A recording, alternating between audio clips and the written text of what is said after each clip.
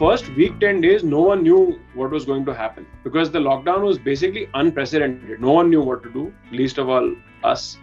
But we had a theory in our head saying that, look, if people are sitting at home, people will need to do something, right? They will want to watch. Within a week, 10 days, that theory turned out to be true.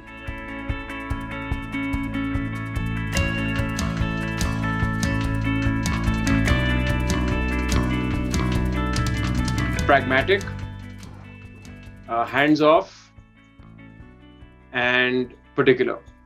I think I'm very hands-off, but very particular. So I spend a lot of time with my team planning what should be done. But once you do that planning, then I stay out of it. Then I get into it only when I want to see the result. From a professional perspective, I still believe that, someone like a Bill Gates has been absolutely phenomenal for the world because, more than any other entrepreneur or business leader, he has shown that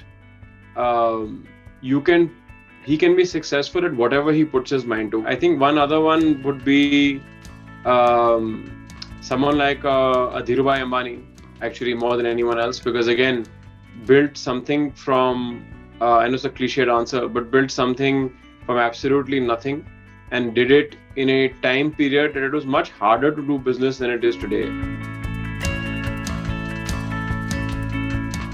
Have strong self-belief in yourself and your partners and your team and move forward. That was my biggest learning, that you really had to dig down deep and have the reserves of confidence to move forward, because that was the only way. So MX actually has emerged as the number one OTT in India over the last 6 months. So COVID in that sense has been a very, very positive professional outcome for us. And our revenues have scaled up massively.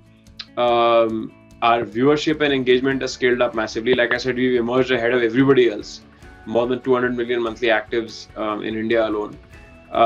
So it's been a very, very positive outcome. For MX, we actually saw almost a 4x increase in viewership and an equally big increase in revenue. So I think that it's been a very, very positive, I hate to say it, but it's been a very positive year as far as we are concerned.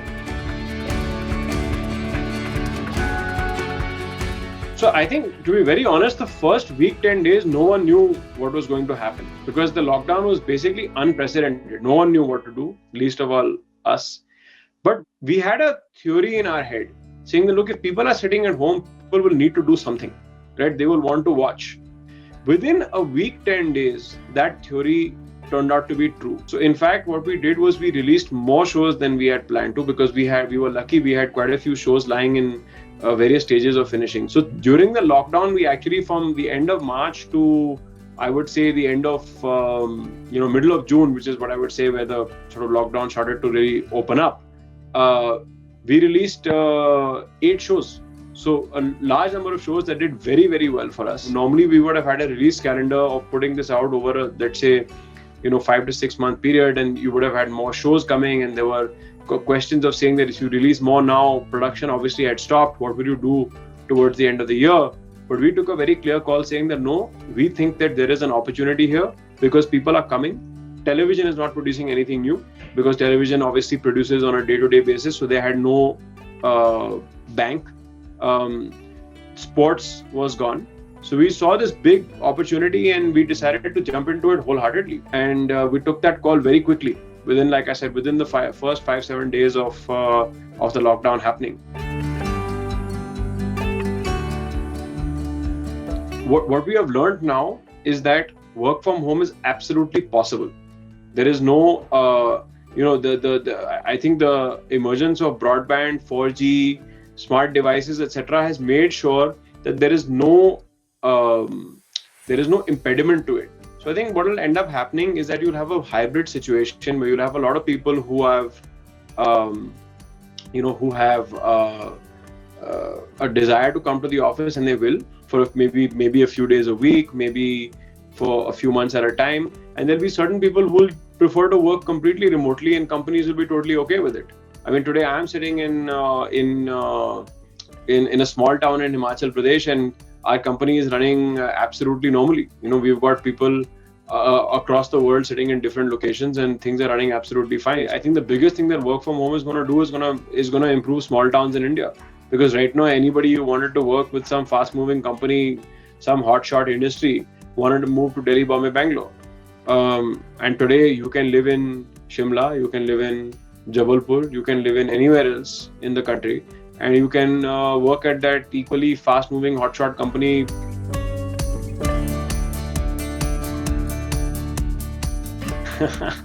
So I think when you ask me about my leadership style, one thing I forgot to mention is that I'm not much of a work-life balance type. I think that all our, especially in our industry, I think that line melds very easily.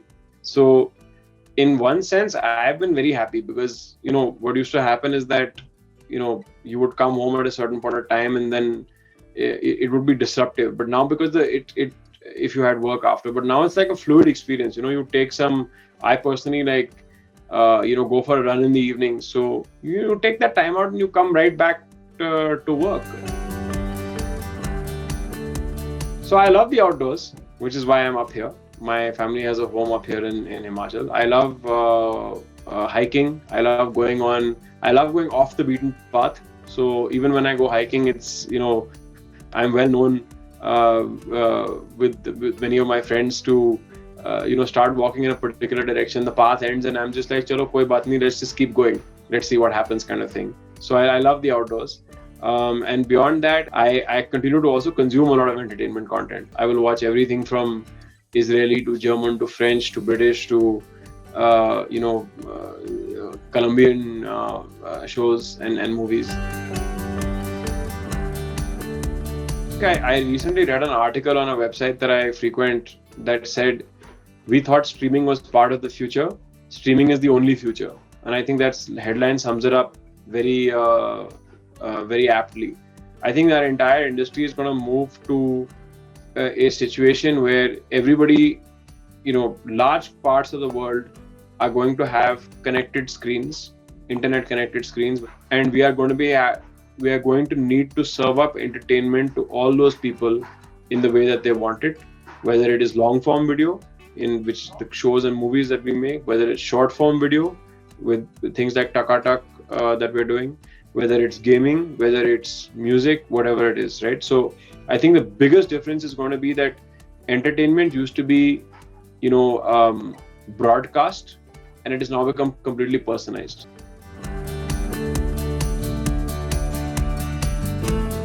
Understand that disruption is the only way forward. Technology is changing so fast, consumer preferences are changing so fast that there is no such thing as the right way. You have to go back, you got to think about first principles of what you're trying to do and achieve, and then decide whether the way it is done is the right way, and if not, go disrupt. The second thing is, if you want to be someone who's an entrepreneur, get the right experience before you start up. Go to places where you think you learn those real skills. Maybe go to smaller companies. You don't necessarily need to go and join the largest established companies.